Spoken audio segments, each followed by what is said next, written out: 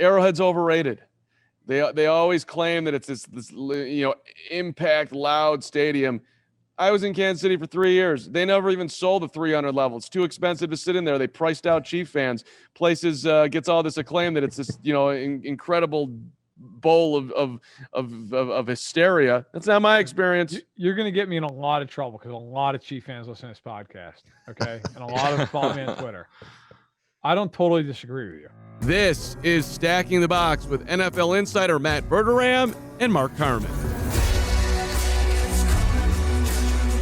Opening day of training camp and a beautiful day for Stacking the Box. Welcome in, Matt Verderame, our NFL insider. Yours truly, Mark Carman, hanging out.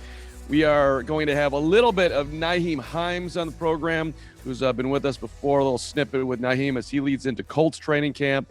And we are also going to stop by the Chargers, Kyle and Kevin Duggan, for some Charger chat, a little look at Justin Herbert and the Chargers' playoff chances this year.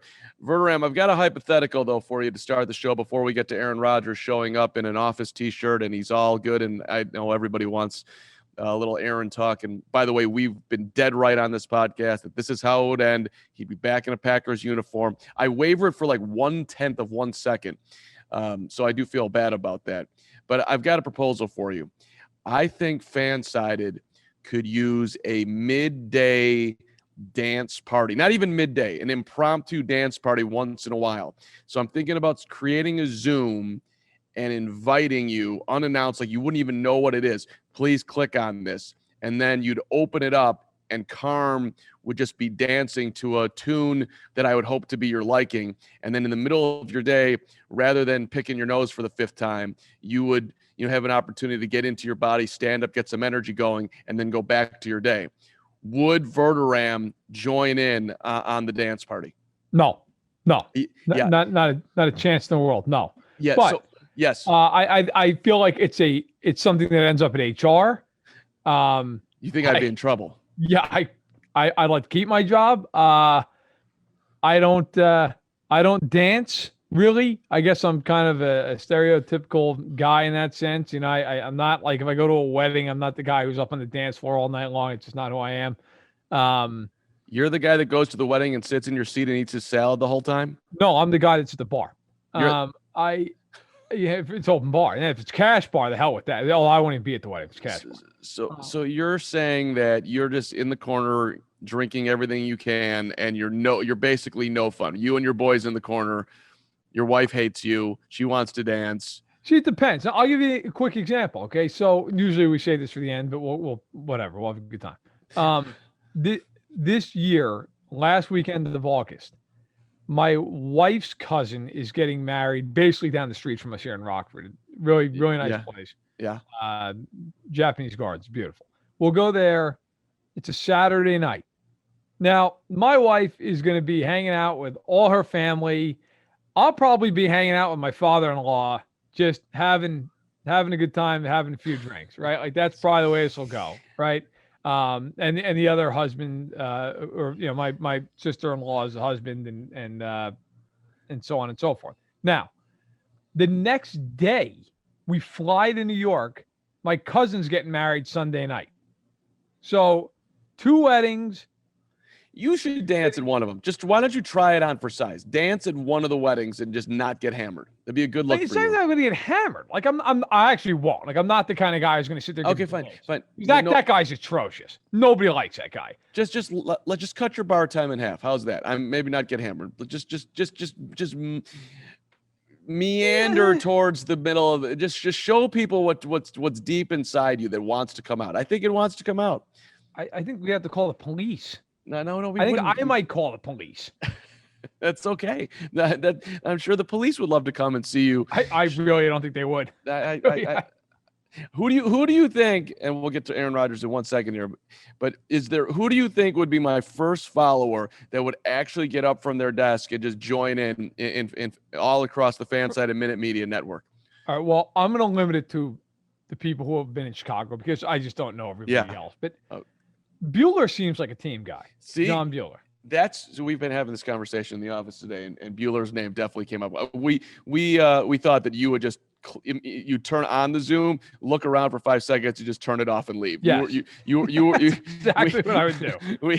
We had there was zero faith put that you would do anything other than just look at it quizzically and just leave and be like, what's wrong with these people? Yeah. So yeah, just know we know you. All right. So Rodgers shows up, and the Packers gave some concessions. Apparently, this is the last dance, which I take offense to because I didn't see 6 championships nor the greatest player of all time playing in Green Bay. But that's adorable. That's fine. I guess it's a slight tip of the cap to MJ and company.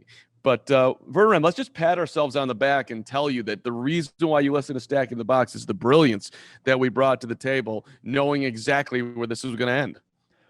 I actually am not a big pat on the back guy, but we should take a full lap on this one because when this first started back around the draft, we both sat here and were like, he's not getting traded. This is insane. They're not going to trade him. He's going to end up being back at camp. This is how this is going to go. We both talked about, hey, when will he show up at camp? We don't know. That kind of remains to be seen. But he's going to play for the Packers. He's not getting traded. He's not retiring. And oh, look at that. He's not retiring, and he didn't get traded. Now, here are the concessions he got. The Packers lopped off the last year of his contract, okay, which on the surface, you're like, why does that help him? Well, it helps him because now he's only signed through this year and next. If the Packers know that they're not going to be able to retain him, they're not going to just lose him for a compensatory pick. So it behooves them to move on. They also reportedly told him, hey, look, we'll trade you to where you want to go. They've agreed that they would not use any kind of a franchise tag or a transition tag.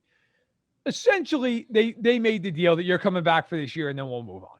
That is ultimately where this thing's at. Right.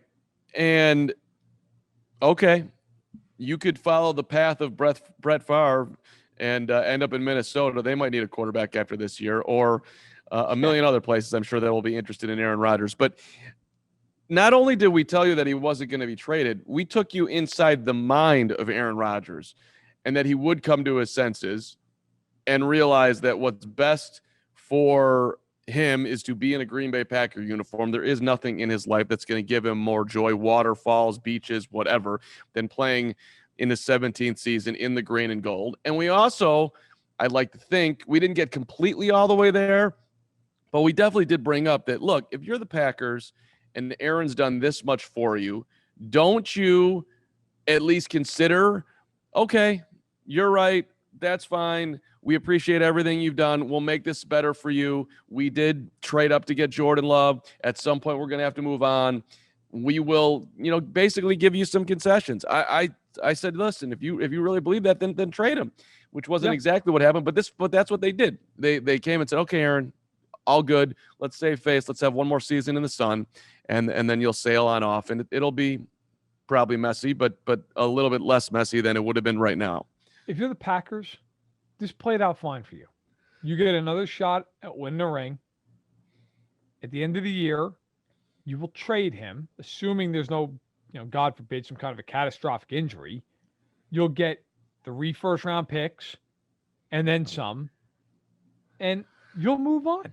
And if Jordan Love, by the way, here's the scenario for the Green Bay. If you get that, okay, and you deal him, and Jordan Love turns out to be good, now you've got 3 extra first-round picks and a quarterback on his rookie contract.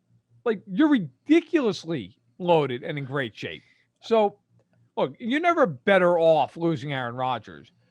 But if Love is good, that's not the worst spot in the world to be in by any stretch of the imagination. I mean, he's going to be 38 years old, which sounds super old. But then when you compare it to Brady, who's going to play till he's 45, 46, 100. Whatever, 100. Well, I don't know. Does he have 3 years left after this year? And he certainly hasn't shown any signs of slowing down. Listen, if I'm a Packer fan today, I'm happy he's back. And I'm glad that I don't have to sort of make a decision, which is not exactly the right word, or I just know that I'm going to enjoy the season. But I still feeling the angst of, oh my God, he's leaving in a year. That's not a great feeling. I would, not. It's not, but at the same point, you know what? You thought maybe momentarily, unless you listen to this podcast, you thought that you might lose him now. So you get another year. I got to tell you though, and I don't want to speak for any other fan or anybody else and how they, view their fandom, but it's also got to be exhausting for the Packers. And if you're a Packers fan, like you're just tired of it. It's like, look, man, play, retire, like whatever. We're tired of this crap. Like show up, don't show up. I mean, I do think at some point you do reach a juncture, even as a fan, where you go, enough. I'll last dance this one. I would take all the Bulls drama to have Mike continue to play. And if I was a Packer fan, I think I'd feel the same thing with Aaron. That's fair. Give me all the drama and give me him on the field. I really don't care about the sideshow, just as long as on Sundays or whenever, when I turn on the television set, I get to see number 12 in the green and gold leading the way. And I feel like I have a chance to win the Super Bowl and, certainly win any football game that he's in. And I get that life goes on and all, but he just doesn't look done, man. No, he's great. Yeah. So, no. Well, let's also, by the way, because I tweeted about this and this thing ended up kind of blowing up, so I'll say it here too. And I think if you come out and say it, like you're a Bulls fan, so it looks almost like you're a homer. But I'm a Knicks fan who absolutely hated the Bulls when I was younger because they ruined a lot of my childhood. Enough with this last dance stuff with the freaking Packers. Enough. Like Aaron Rodgers has a Super Bowl, okay? He has never been to one with Devontae Adams. Devontae Adams, as great as he is, has had 2 1,000-yard seasons. That's it. Like this idea, like Scottie Pippen was one of the top 50 NBA players ever. Devontae Adams is a very good player. He's elite in the moment. But if he doesn't put together a lot of 1,000-yard years going forward, he's not sniffing the Hall of Fame. Okay, where Scottie Pippen walked into the second his career was over. So this idea that these two somehow are like two iconic figures in the game's history, like those two are. Pippen and Jordan going into that season, of course, as everyone knows, had 5 titles. They had a three-peat. They had a back-to-back. Like, the Packers haven't even gotten to a Super Bowl in a decade, okay? All they've been known for in the past 5 years or so has been choking like dogs in the NFC title game. That has been their legacy with Rodgers. Yes, they won a Super Bowl. So you can always say, look, he's not going to be in that Dan Marino, Jim Kelly, Warren Moon, great quarterbacks never won it all. He won it, and that's huge. But this idea that, like, this is not Brady leaving New England. It's not. Like, if you wanted to have the NFL's equivalent of The Last Dance, it'd be Brady and Gronk in New England. That's what it would be. Right? It would not be a guy who's never even really sniffed a Super Bowl and another one who, even though he's won a Super Bowl, I think most people would say his career in the context of championships is underwhelming. Like, he should have won more than this. Should he not have? I completely agree. And he hasn't had a lot of help too, so it's not all on him. But yes, and your tweet, by the way, Matt Verderame, 19 hours ago as we're doing this podcast, enough with The Last Dance. Rodgers and Adams have never been to a Super Bowl together, let alone won one. Jordan and Pippen won 5 together before their last dance. The duo is more like Durant and Westbrook, which is actually perhaps not even true there because they went to a finals.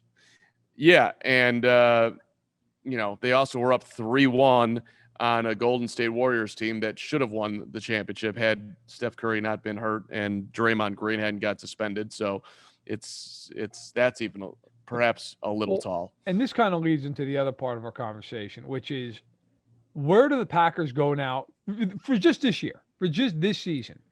Where does this thing go? You have the 1 hour argument that, hey, Rodgers and Adams and everybody else are going to be super motivated because this is it.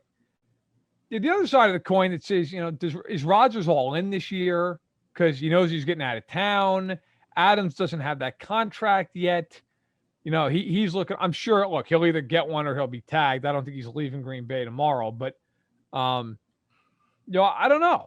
You could really go 2 ways on this. This could either be a real motivating thing for them or this could be like an emotionally dead in the water thing.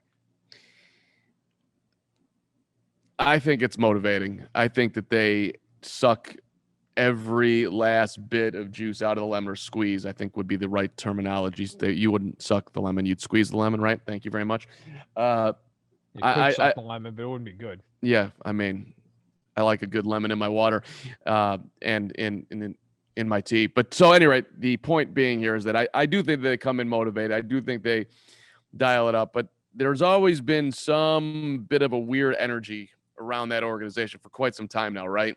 So to your point, that maybe it will go sideways, and they'll just, if things don't go perfect, some guys will check out. That's entirely possible. Speaking of things going sideways, let's go down to Houston and take a look at what's going on with Deshaun Watson, who apparently the Texans are now willing to trade Deshaun. He's facing 22 civil lawsuits. He did report to training camp, didn't want to get fined $50,000. Nick Caserio, the GM down there, and David Culley, the coach, were quite clear, by the way, back in January. They weren't going to trade him. Now they are going to trade him. Will anybody trade for him? What would his value exactly be? Is he going to be able to play football this year? A zillion questions. I suppose this changes things that they're willing to trade him, but it is very, I don't know. I feel like it's unlikely that anybody's meeting the Texans' needs or wants, rather, in making a deal for Deshaun Watson right now. That's a huge, huge leap.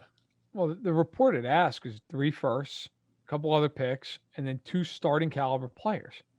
And if he was squeaky clean off the field and there were no issues or concerns, they'd get it. He's 25 years old, and he's a great quarterback, and he signed at, by today's standards, a reasonable price for, I believe, the next 5 seasons. They would get it. They absolutely would get it. Some team like Philadelphia would say, here, we have 3 first-round picks next year. Take them. Here you go. You can have that. You can have Jalen Hurts. You can have one other guy off the team, and then we'll give you a second and a fourth, and see you later. Right? And I think if you're Philly, you'd be right to do it. Or Miami. Or Miami, and I'm all over that. I've been saying that since jump, that I think Miami's a team to watch there. But look, it's got to be said, and I'll be the first to say this. I've kind of tiptoed around this because it's first of all, I don't like to get into legal stuff. Second of all, you don't have a ton of information. But now that we're into the season and the commissioner's exempt list has not been brought into the conversation, which I'll be frank, I'm surprised by. I think it's got to be said now. Look, how can you trade for him with 22 sexual assault civil suits hanging over his head? And as NBC reported, Pro Football Talk reported yesterday on Monday, there have been 10 criminal complaints to the Houston Police Department. Now, no charges have been made from that. Okay, so do with that what you will. But those are now criminal. Now, for anyone who doesn't understand, look, civil is a monetary situation. Okay, you are going after someone financially for damages, essentially, with a civil suit. So Watson, in regards to that, is not in danger with the civil suits of any kind of jail time or anything like that. But if you're any team in the league that might trade for him, Philly, Denver, the Raiders, the Dolphins, whoever you want to toss out there, you're going to give up anything approaching that kind of a price and not know how all this is going to play out? Like, I can't imagine a team would do that.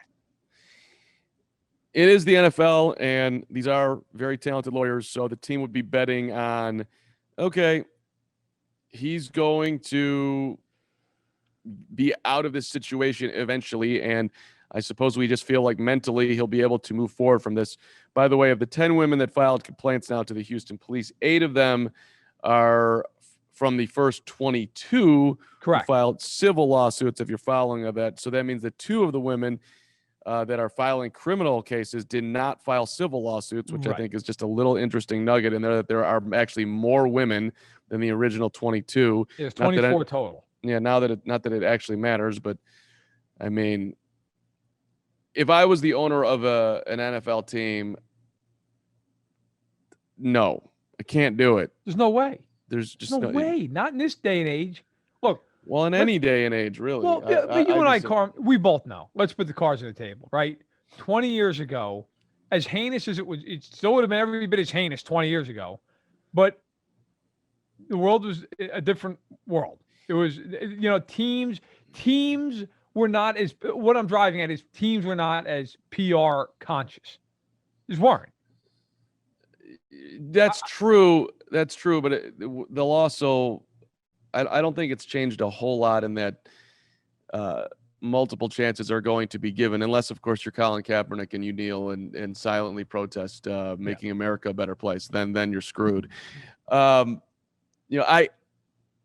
It's interesting that you bring that up, like how this would be looked at, because as I was scrolling through YouTube, and by the way, FanSided's putting out a Eunice Kennedy Shriver piece, which I worked on for a while here, which I'm very proud of. If anybody wants to check that out, would love to check out the FanSided YouTube page. But what popped up on my YouTube was Archie Bunker and gun control. Wow, that must have been and so, but it's, this is, when was Archie Bunker? The early 70s, late 70s. So whatever, it's the 70s. And, he's got Meathead, the hippie son-in-law, who's arguing, and they're talking about people getting shot by guns. And he's, and like everyone, Archie, how can you not be for gun control? That's America. And it's like, it's amazing that even back then, you're having the same conversations. Right, 50 years ago. There's more people on the side of Archie Bunker back then than now, but there's still plenty of people on the side of Archie Bunker, right? I mean, look at what's going on in the country. They're talking about the Second Amendment. Like, all this stuff it was just interesting to see that, wow, on the biggest television show of the time, that was the topic. And it's it's still here today. No, it's an interesting point. And like I said, look, I'm not trying to make it like it wouldn't have, everything going on to Deshaun Watson off the field wouldn't have mattered 20 years ago. Of course it would have. My point is, and I think you know what I'm driving at, is that now, and let's face it, too, a lot of it is just the rise of the information age and how the world has gotten smaller. A team would be under a lot more fire now than it would have been in 1995. For sure. Just, there's more pressure. There's more people covering the league. There's more of a way to expose, anger and outrage towards the situation. And so, look, I'm not dumb. This is the NFL, and Deshaun Watson, from a football standpoint, is one of the most valuable players in the NFL. And is it possible that some team just goes, look, we want him, we'll deal with it, blah, blah, blah? Sure, it's possible. But considering what is going on off the field, and I have no clue. He might be innocent of all charges. He might be guilty. There might be a mix. Who knows? We don't know. But I think if you're a team that's looking to give up that kind of capital, you've got to feel great about that trade. And I don't know how you could feel great when you've got this. I mean, this is not a speeding ticket. This is not, reckless driving. And there was like Frank Clark is dealing with, a gun in the car. This is major. I mean, 24 women have now come forward either with a criminal complaint or a civil suit. This is serious stuff. I don't know how any team could just go, oh, that's okay. Here's 3 firsts and some players. I don't know how that happens. It's interesting. The conversation also is like, okay, this is what we would trade him for. Hello, if you released him, who's picking him up for nothing? I'm not sure that there's a huge line for that. Somebody would. I get it. But you're right in the sense that would 32 teams be looking to pick him up? No way. Yeah. No way. I'm not sure who's stepping up, even if he's for free. I mean, somebody would. So I'm not saying somebody wouldn't. He's not going to be out of the NFL, but I don't. Which I guess to our stacking the box prediction things, I do not think he gets traded. I don't think it happens. It doesn't make sense to me. I don't either. So, all right, let's take our first timeout as we're going to bring in our Chargers guys. The Charger Chat. It's an awesome podcast. You can find it on YouTube, find it on wherever you find your podcast. Kyle and Kevin Duggan, 2 of the 3 on the Charger Chat, are going to be with us as we'll take a look at Justin Herbert, year 2, and the rest of the Chargers coming on back here. This is Stacking the Box.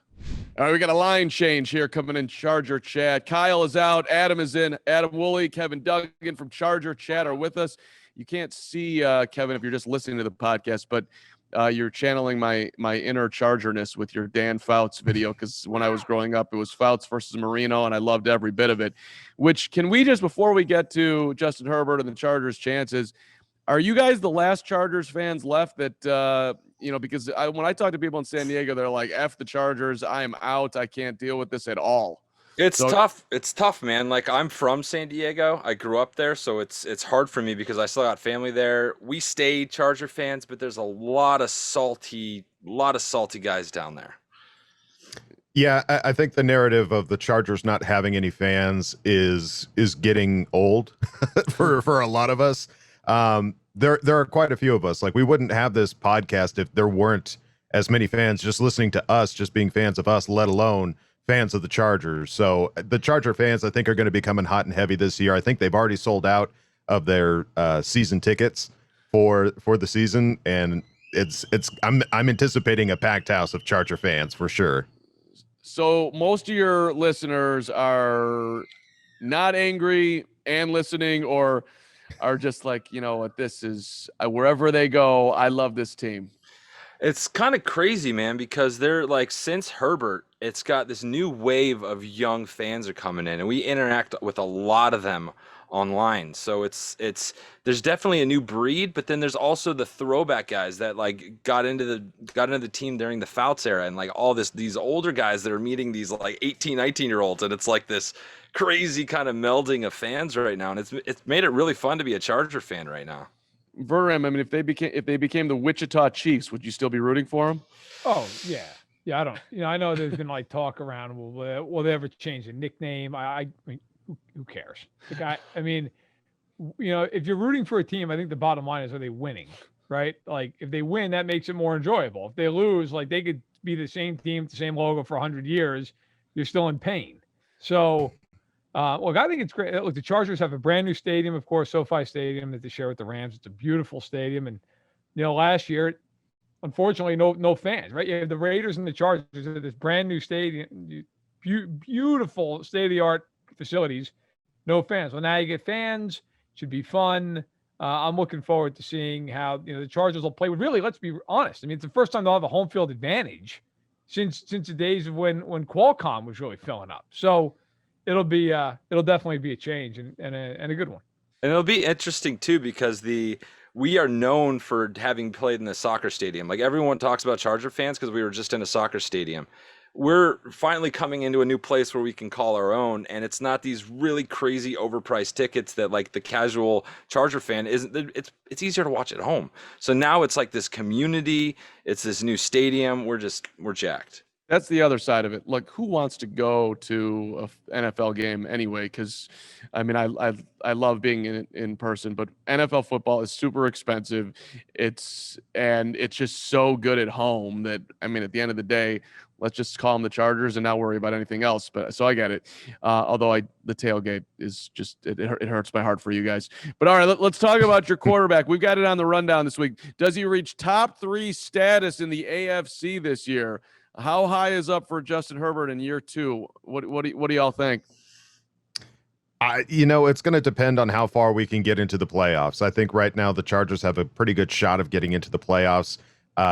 Right now we have a lot of unexpecteds. With the new coaching staff, we don't really know what to anticipate. We've lost about over like 15 guys this offseason and had to pick up 15 more guys just by sheer fact of them going to other teams.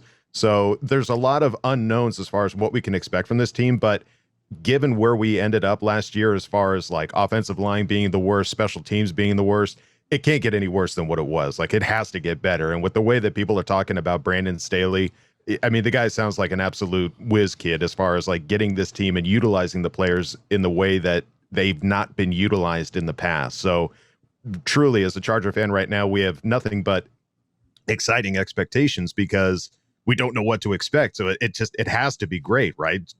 So as far as top 3, boy, that's pie in the sky. I think he's got to win the Super Bowl to be a top 3 to even be in that conversation.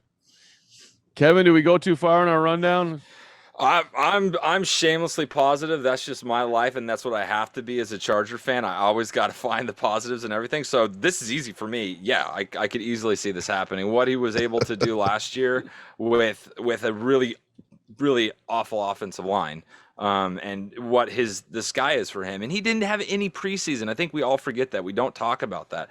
He was on Zoom. He was on the whole preseason, not getting to get on the field. And you could see his progression as the season went along.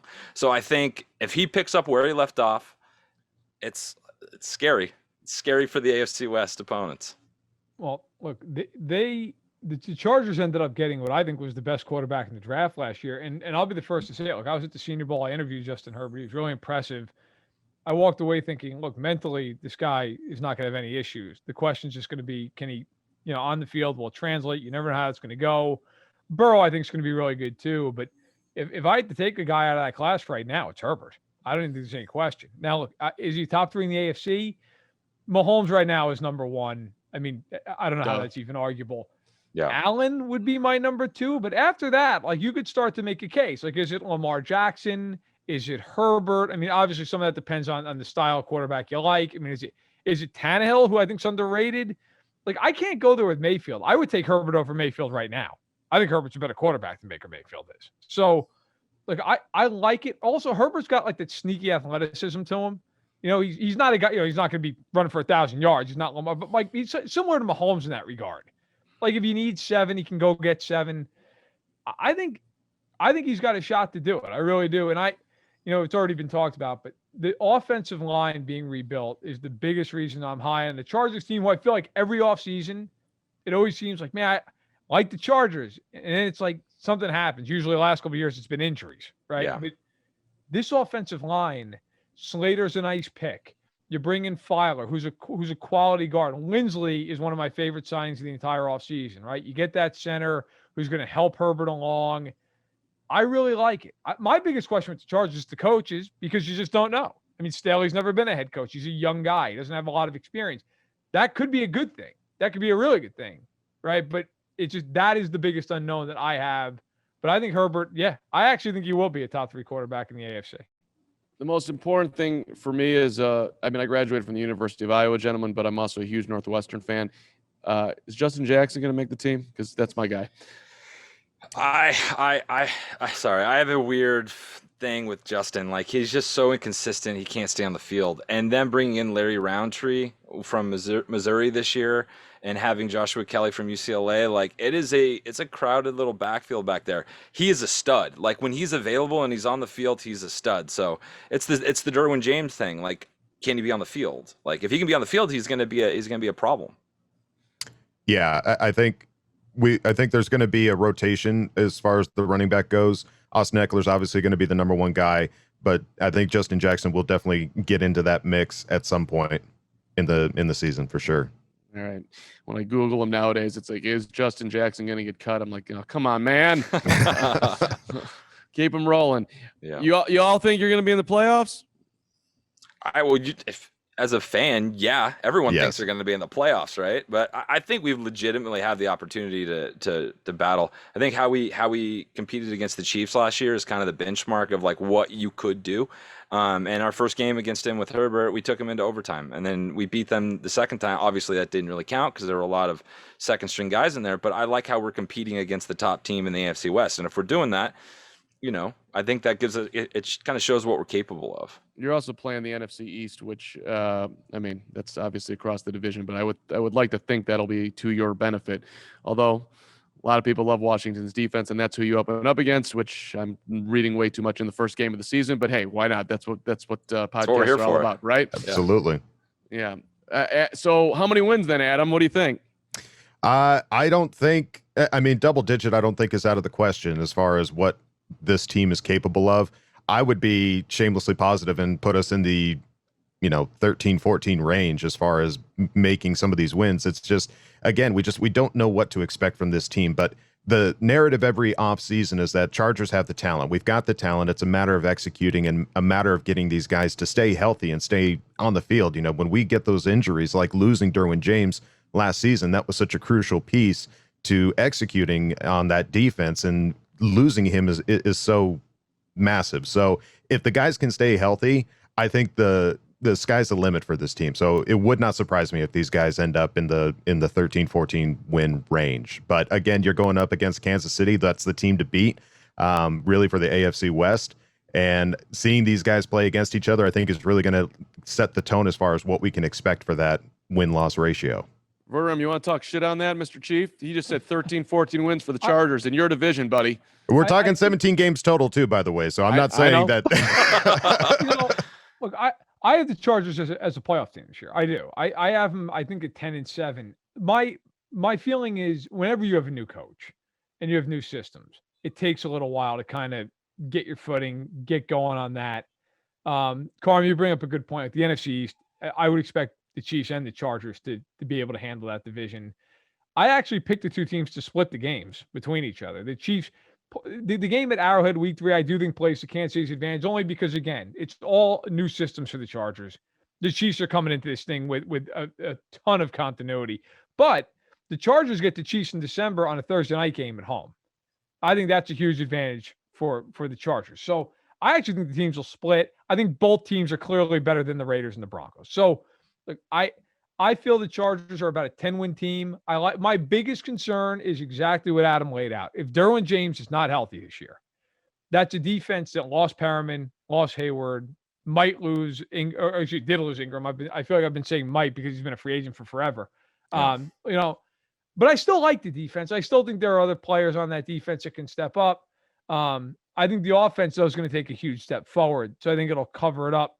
I like them as a 10-win team. And I think they're the kind of team that early on, it's a little uneven. Later, they get better. And when you get to the playoffs, they're the kind of, they're a 6 seed that you don't want to play. And if you're a 3 seed, you're like, well, they're 5-0 or 5-1 in their last 6 games, and I don't want to deal with. So I can't see 13 or 14, but I can see 10. I can see 10. I picked them to make the playoffs, so I think they'll be there. Just to throw some love at you guys, and we appreciate you jumping on here. And Kevin, I know you're in the middle of daddy duty to do this podcast, so we love you even more. But Brandon Staley was getting love in Chicago, and when he left with Vic, people were like, "Why did you not make him the defensive coordinator here? What are you doing, Bears?" Which that is a familiar refrain in Chicago because they're the Bears and they rarely do things right. So I have no idea, like everybody else, if he's going to be a good head coach or not. But there's just been a lot of positivity around him for a long time. So it seems like the Chargers have made a good hire here. And also, with all due respect to Anthony Lynn, I don't think you can. It's unlikely that you're going backwards here, right? I mean, is that? I'll tell you one thing. Our timeouts are going to be used better this year. They can't get any worse than last year. But the culture feels different. Like we were fortunate enough to talk to Austin Eckler, Sean Merriman, and Braden Fajoko just recently, and they're all talking about the culture, how it's changed, how it feels different. He's getting these guys to buy in real early. Like everyone showed up to OTAs. Everyone is, it's that new excitement. You got a new coach, you got a new thing. So, we'll see how that kind of levels out. But there's a lot of excitement, and he's, I've listened to every one of his pressers, and he's a great communicator. So hopefully that'll translate to game plans and coming up ways to beat the Chiefs. Adam, what do you hate most about Kansas City? Go ahead. Just go in on them. Boy, I got to say, I mean, you got to hate how good Patrick Mahomes is and how good he was coming into this league. That was the one thing was just like, who is this guy and why is he playing so well? Like, I'm not a guy that watches a lot of college football. I'm a Charger fan and pretty much I just watch Charger football. So when I saw Patrick Mahomes and how well he played and all those no-look throws, it was just like, what is happening? Who is this guy and why is he kicking our butt so hard? And so I think it's Patrick Mahomes. I mean, you hate him and you love him at the same time because of how good he is. When I like to go in on the Chiefs, and this will really piss Verderame off, and Chiefs fans more importantly, Arrowhead's overrated. They always claim that it's this impact loud stadium. I was in Kansas City for 3 years. They never even sold the 300 level. It's too expensive to sit in there. They priced out Chief fans. Places gets all this acclaim that it's this incredible bowl of hysteria. That's not my experience. You're going to get me in a lot of trouble because a lot of Chief fans listen to this podcast, okay? And a lot of them follow me on Twitter. I don't totally disagree with you. Like now, of course, they sell out now because they're unbelievable. Right. Now you're there. But they look for the longest time. There was a stat that Arrowhead opened in 1972. Through 2000, I just want to get this right. Up until the 2018 season, the Colts had more playoff wins at Arrowhead than the Chiefs. Ouch. So, I mean, now look, Arrowhead's an advantage now because of who the quarterback is. Because every game's an advantage with who the quarterback is, right? Like the Chiefs, look, the Chiefs now, I feel like it's more of an advantage because of who the team had. I mean, look, like Mile High was a huge advantage when Elway was there, right? Like it was nobody's worried about going into Denver and playing Drew Lock. Who cares? I don't care what the altitude is. He's terrible. It doesn't matter, right? Nobody's going, oh God, not Denver, right? Like it doesn't matter. You know what? Look, we got Chargers guys in the podcast. Let's be real. The Chargers, it has not been an imposing place to play because it's been a soccer stadium. They've been moving around. You know when it's going to get imposing? When Herbert's got protection, and then they're going to be really tough to play in that building. Might be as soon as this year. Like that will be. I remember as a kid when the Chiefs would go to Jack Murphy, it was always a difficult game. You had Seau and Leslie O'Neal and that whole defense and Natron Means. It was always a hard game to win.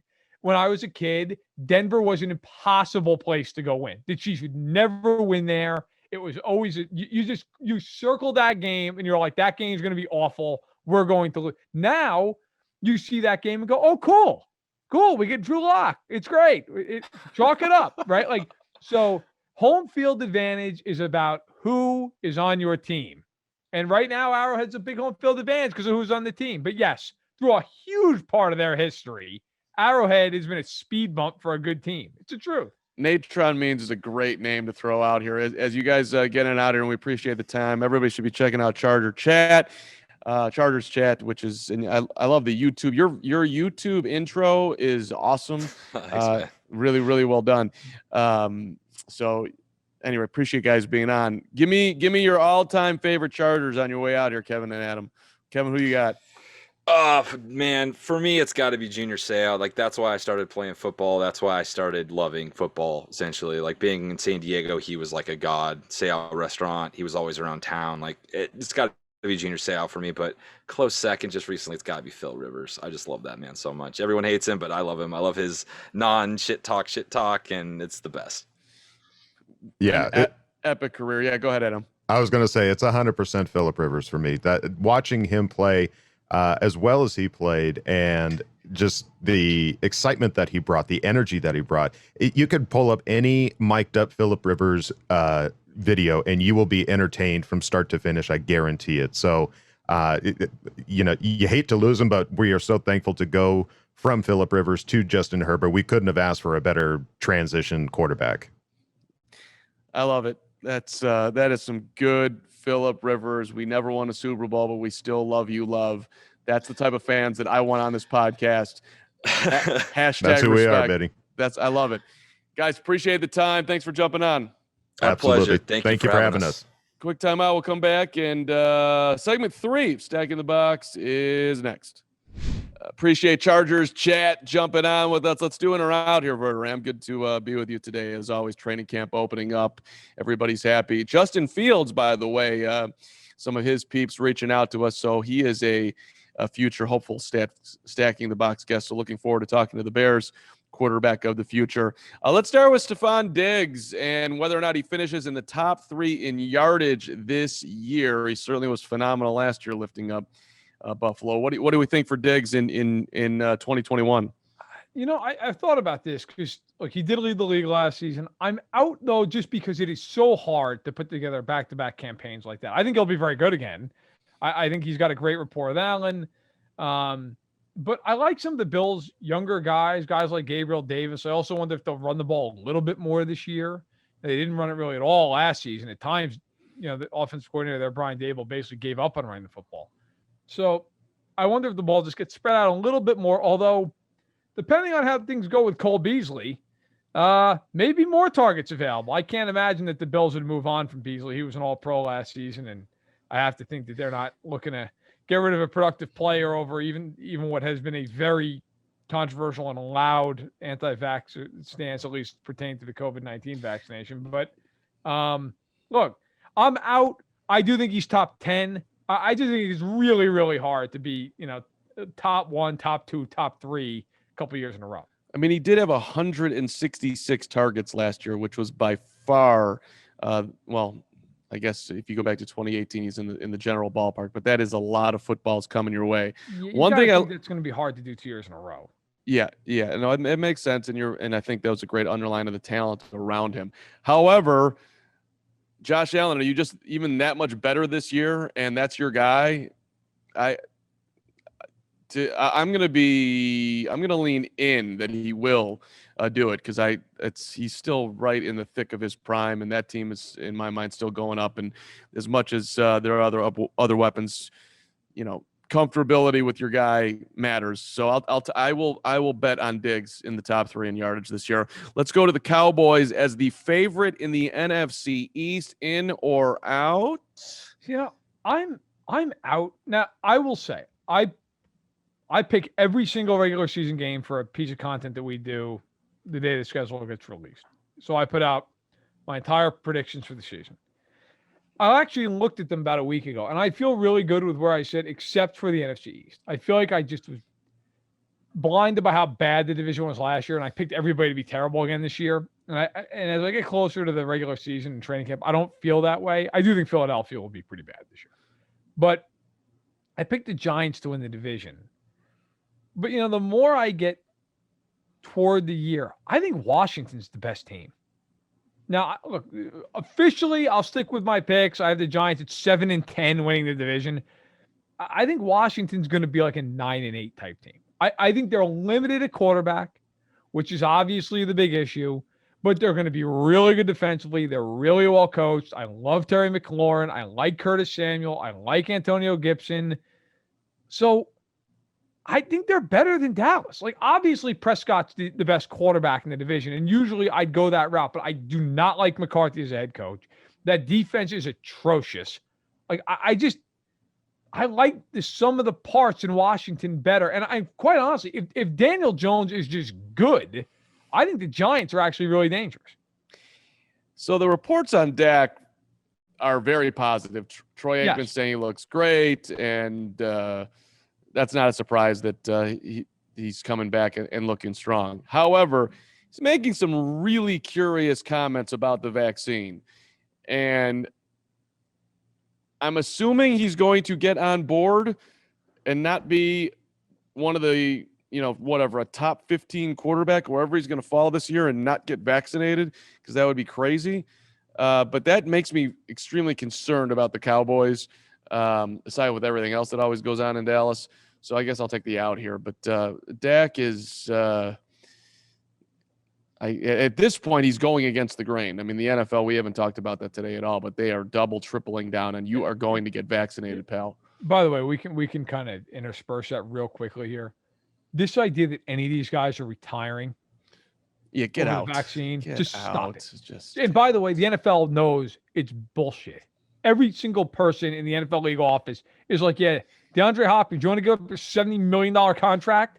Good luck with that. Let us know when you do it. No offense, DeAndre, and you've done a ton of great stuff off the field, and your story with your mom is inspiring, and I love He's a great guy by all accounts. Yeah, I love all of it. But when you tweet out freedom ? No one's putting you in jail. This is the NFL. You are part of a collection of teams and players. There are rules, and we're in the middle of a pandemic. So, and there is a vaccine, and there is a shit ton of information out there for you, and doctors who will vouch for the vaccine.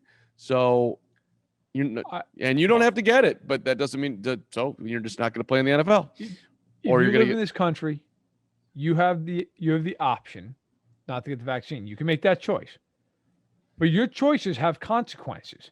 Like, people seem to think that because you're an American, you can just make whatever choice you damn well please, and then everybody else has to just get in line. Well, I'm here to tell you, that's not the way the world works. If FanSided, let's say the FDA tomorrow approved the COVID-19 vaccine, because right now it's just approved for emergency use. Let's say it was completely 100% approved federally. And FanSided said, hey, Matt, you need to get vaccinated or you'll lose your job. Now, I am fully vaccinated, okay? But if I wasn't, and I just said, no, I'm coming in the office. I don't care. I'm not getting vaccinated. FanSided said, that's great. You're fired. They have every right to do it by the laws of this land. And I got news for players in the NFL. there's a damn good chance that when this thing gets FDA approved, and it will get FDA approved, that at some point here, the league's going to say, you need to be vaccinated. They've already done that with the coaches. You have to be vaccinated. We've seen, I think, at least 3 coaches lose their jobs over this already? Like, that's not going to stop. And I get it. Look, if you have a health reason that you can't get vaccinated, that is a totally different deal. That is completely different. But if you don't want to get vaccinated, that is your choice. It's a bad one, but it's your choice. But then you live with those consequences. And this idea that any of these players are just going to say, I'm not going to get vaccinated. I'm going to give up 60, 70 million. No, you're not. No, you're not. There's no chance in hell that you're going to do that.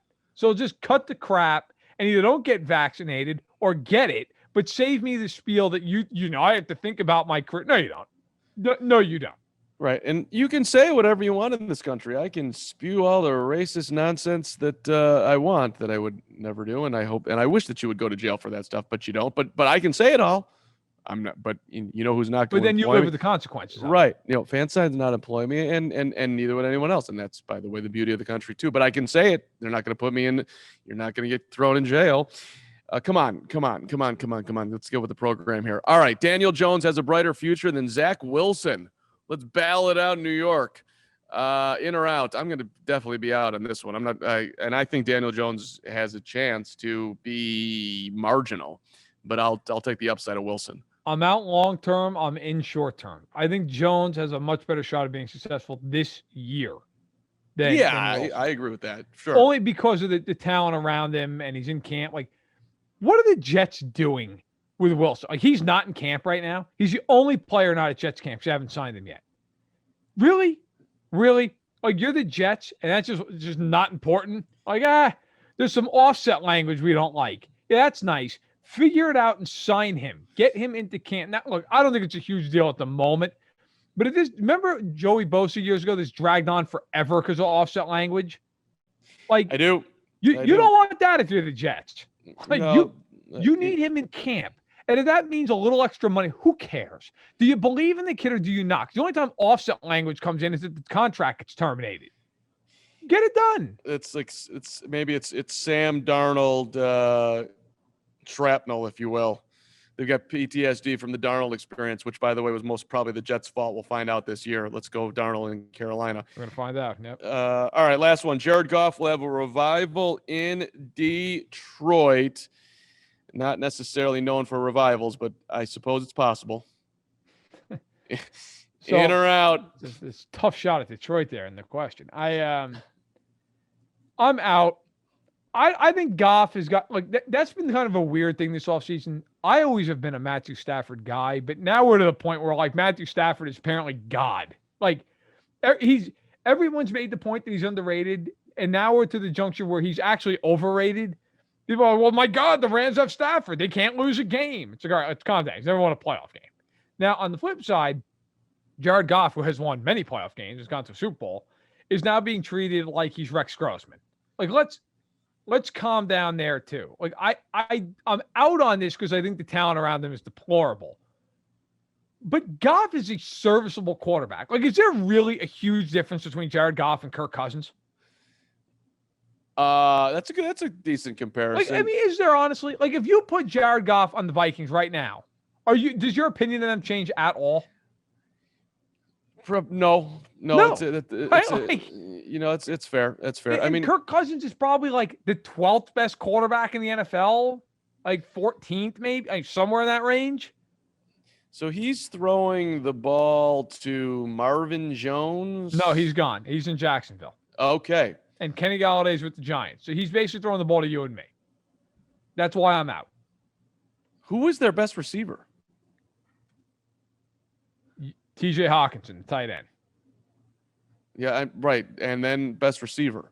Oh, my God. I get an actual wide receiver. I mean, look, man, here are your choices, okay? Let me go depth chart here. Detroit Lions. I'll give it to you. Brashad Perriman, Tyrell Williams, Khalif Raymond. Yeah, that's pretty much it. They've got Quintez Cephas. Yep. Listed as a starter.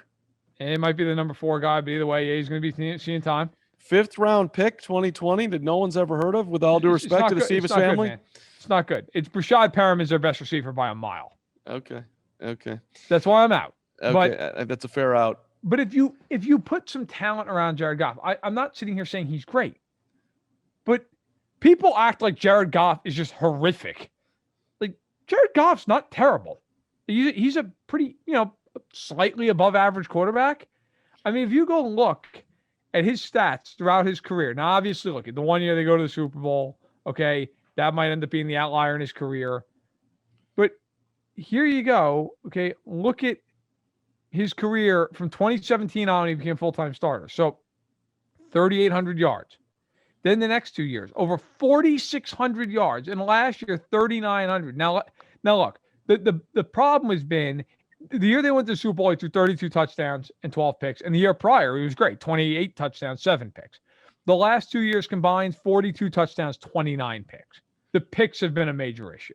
Okay, and the touchdowns have come down. I get all that.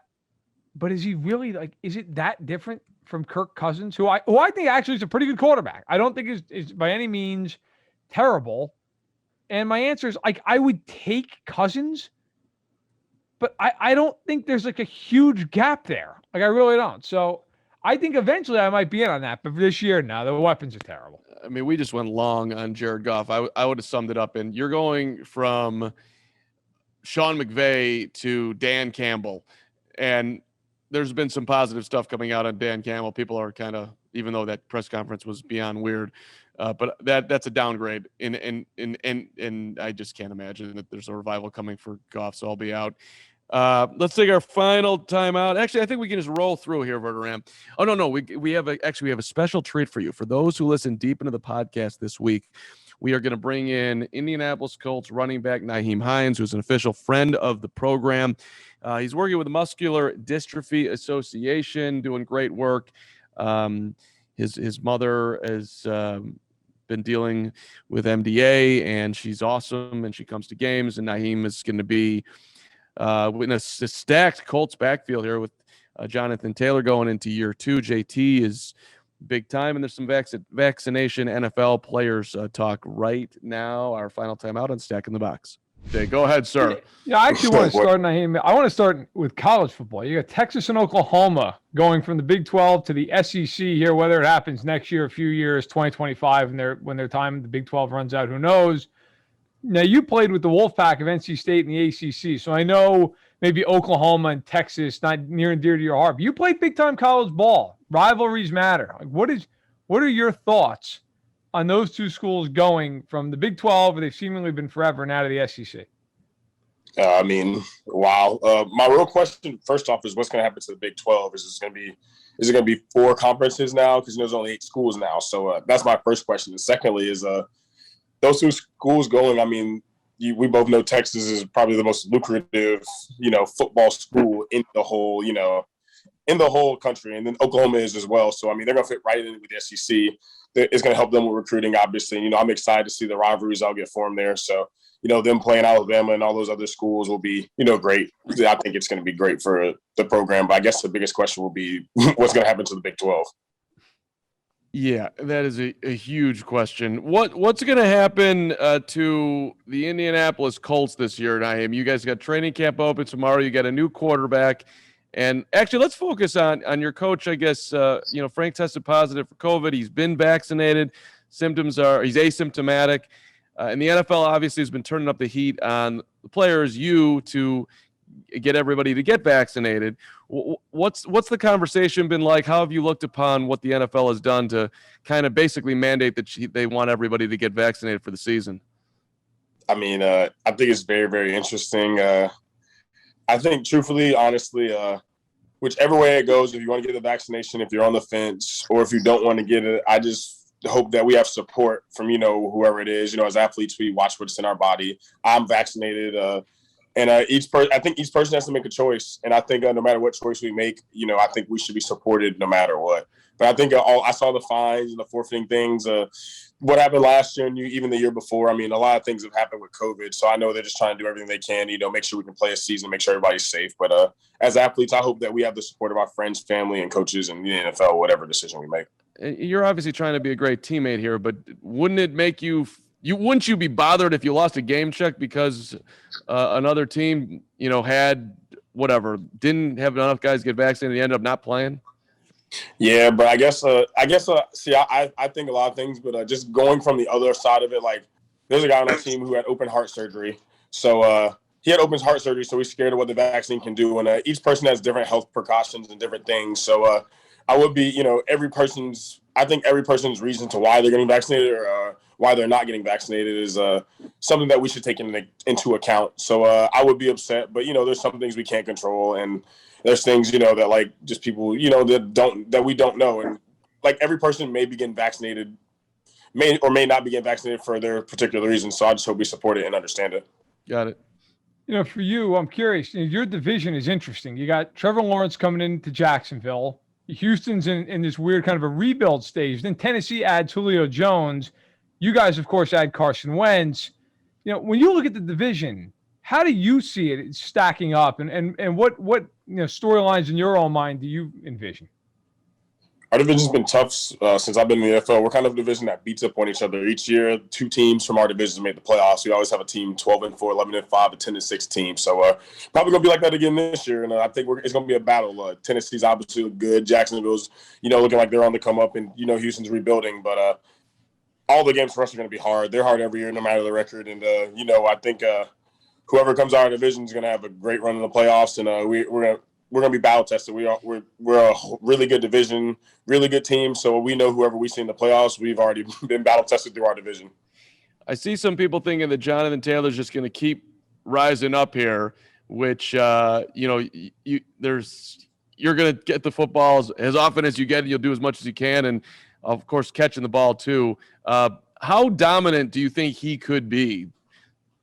The sky's the limit for JT. I think he's a rising star in the NFL. He's a great player, and I think he's going to take that next step this year. The game's going to slow down for him a little bit more. I think, he's going to be more efficient on his reads, and he had some great reads at the end of the year. But, as a rookie, he just built up. Each game he got better and better, and he's going to understand what it's like to be in the NFL for a year now, and I think he's going to take that next step. If they slot you out wide or put you in the slot, do you have a preference? No, I just want the ball, no matter how I get it. I can't really if it's a punt return, a kick return, handoffs, carries, I don't really care. Spoken like a true football player. Nyheim, thanks so much both for your work with the NBA and everything going on there, and also best of luck this season with the Colts. Your 4th year in the NFL. Your stats have gotten better every year. So best of luck to you and the team, and I'm sure we'll talk soon. Yes, sir. Thank you. Got to do better than last year. That's always the goal. Thanks to Nyheim and Verderame. We're wrapping it up here, buddy. What's going on in the life of Verderame? Listen, I'm off Thursday, Friday this week because I got my best friend coming into town. He'll be getting here late tonight, actually. And then we are going on Thursday and Friday to the National Sports Collectors Convention in Rosemont, Illinois, right outside Chicago. They are expecting over 100,000 people at this thing, so it's going to be it's going to be crowded. But I'm telling you, look, it is easily my biggest nerd thing, right? I was going to say you have just crossed into huge nerdville. Oh, like I'm uncomfortable how nerdy this is. No, listen, you and I both, okay? But as you know, I am a big sports collectible guy. Like, I'm not one of those people who has like stuff all over the house or anything. I have a lot of baseball cards dating back to the 1950s. I'm a big vintage baseball, vintage football collector. I like full size autograph helmets. I'm a big fan. Like, I'm looking right now. I got 2 full size ones displayed in the room. I got the steel curtain, all 3 linebackers on a helmet, and then I got Earl Campbell and Warren Moon on another one. Love old school pennants, all that kind of stuff. So this show is once a year at the National. It's the biggest one that there is. There's like 1,600 tables at this deal. And so last year, of course, it was canceled because of COVID. And I had been like stockpiling like a small little nest egg for this thing, which is now turned into a almost uncomfortably large nest egg for this thing. Steph is pissed. She's not happy with the amount of money I'm bringing. But and I won't say the amount because I feel like that's just a poor form. But it's more than enough. Let's put it that way. I'm basically looking to get signed helmets, full sized, signed jerseys, signed full size bats, some vintage cards. I mean, I'm going all in. I'm excited. Well, just let her know it's an investment. You're going to enjoy it as long as you have the memorabilia. And if you guys ever need some extra dough, you'll sell it off, and it'll be to the benefit of Steph and Maisie and company. I've never bought a single thing ever thinking I would sell it, but I will say this: if I get to like 50, and which let's just hope I get to 50, but if I get to 50 and my children are like, look, I don't want any of this stuff, I'm not interested, I will take it. I will absolutely sell it, and we'll use it as a down payment on a vacation. Are you not eating right over there? You're betting against 50 over there? I listen, man, you never know. You never know how things go, right? I got this bad muscle pull on my back. I've got like numbness in my fingertips half the time. It's not good, Carm. It's not good. No. You just freaked me out with all that. I mean, listen, I went to the Red Hot Ranch yesterday, and I'm still paying the price for my double cheeseburger and hot dog. It's actually, man, it's funny you say that. Yeah. I went to Portillo's last. I never do. I actually have been eating very healthy. I went to Portillo's just was in the mood. So you know what, the hell with it. I went there. I got a double cheeseburger and some fries. And I'm telling you, man. You got a double cheeseburger at Portillo's? Who? What's going on over there? Dude, everything on it except for tomato, because tomato is bullshit. And it was majestic. It was really so damn good. God, it was unreal. What happened to the Italian beef? What happened to the hot dog? You went off the board. I just, you know how it is. Sometimes you just, for whatever the reason, you're craving something. A lot of times with me, it's the Italian roots. I need a pizza. In this case, it was just, and I'm not a big meat eating. I'm not a big steak guy. I'm like, I want a cheeseburger. I want a good cheeseburger. And I pulled up and I was like, yeah, I'll get a cheeseburger. And I'm like, single or double? And I thought about it. And I was like, you know what? I'm here. I'm committed. I'm getting a double. And I brought the thing home and ate it. And I was, oh my God, it was beautiful. I was in love. I had the small fry. I didn't go large fry, just a small fry. My wife got the chocolate cake shake. She indulged, which I never had. I had a sip of that thing. Now I got to go back and get a whole freaking chocolate cake shake. But that's neither here nor there. And just their piece of chocolate cake is straight amazing. That's good stuff. I just want to let everybody know, as from my standpoint, I played in the green and white classic over the weekend, Verderame. Chicago State University headed down south to 87th in the Dan Ryan. And I rated myself what I should be rated in adult recreational tennis, which is a 4.0 player. But in this particular tournament, I should have rated myself a little bit higher. So I did cruise to a 3-match victory, 0-0, 1-4, and 3-0, as I took home the ribbon for the 4-0 title, taking out my guy Richard in the final, who was 75 pounds overweight. With all due respect to Richard, maybe 100. It's a brutal shot at Richard on the way out of the podcast. Well, poor man. The dude was not in prime time. I'm just calling it as it is. Now, and by the way, he had the cheering section of 2 was all for Richard. And as we switched sides after the first game, I walked down and she's sitting there, and I'm assuming it was his wife or his sister or his cousin or his friend. And I just look at her. I'm like, who are you rooting for? And she just looked at me. She's like, I just want to see some good tennis. I'm like, no, you're not. You are rooting for him. You are anti-Carm, and I'm taking it to you. And then he had he put an overhead, spiked it down my throat, and she's over there cheering. I'm like, yeah, you're rooting for good tennis. My ass. You're rooting for Richard. I'm on the road here. And I took home the victory for all of us at FanSided Verderame. You as well. You're a champion too. Oh, jeez. Thanks. Well, I'm glad you won the ribbon. Good for you.